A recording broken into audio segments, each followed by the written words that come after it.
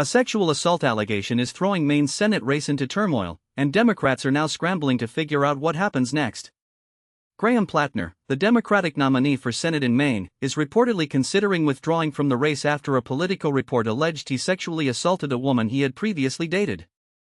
Platner denied the allegation but said he was taking time to reflect on his political path forward, leaving his party in a deeply uncertain position.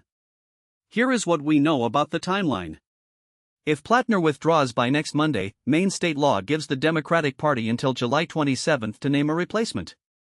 That is a narrow 2-week window for a process that has no real precedent in Maine. Kate McBrien, chief of staff to Maine's Secretary of State Shenna Bellows, said she was unaware of any prior case where a candidate had won a primary and then withdrawn before the general election. Making things more complicated, Maine law does not specify what process the state party must follow to pick a replacement. That means Democrats would essentially be writing the rules as they go.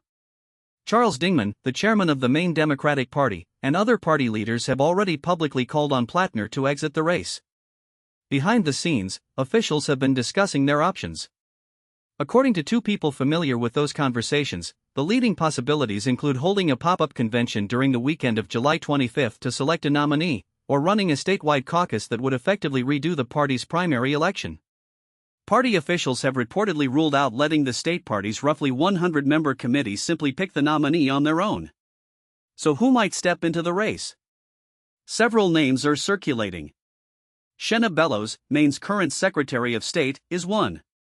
Troy Jackson, a former president of the Maine Senate, is another. Nirav Shah, a former director of Maine's Public Health Agency, is also mentioned. Jordan Wood, who lost a congressional primary in northern Maine, rounds out the list of possible contenders.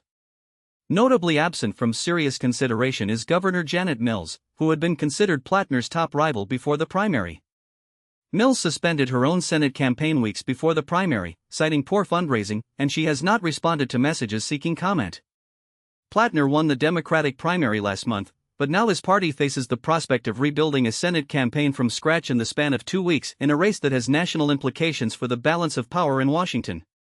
Whether he steps aside, and who might take his place, could reshape one of the more closely watched Senate contests of the cycle. I'm Reed J. Epstein, and will continue following this story as it develops.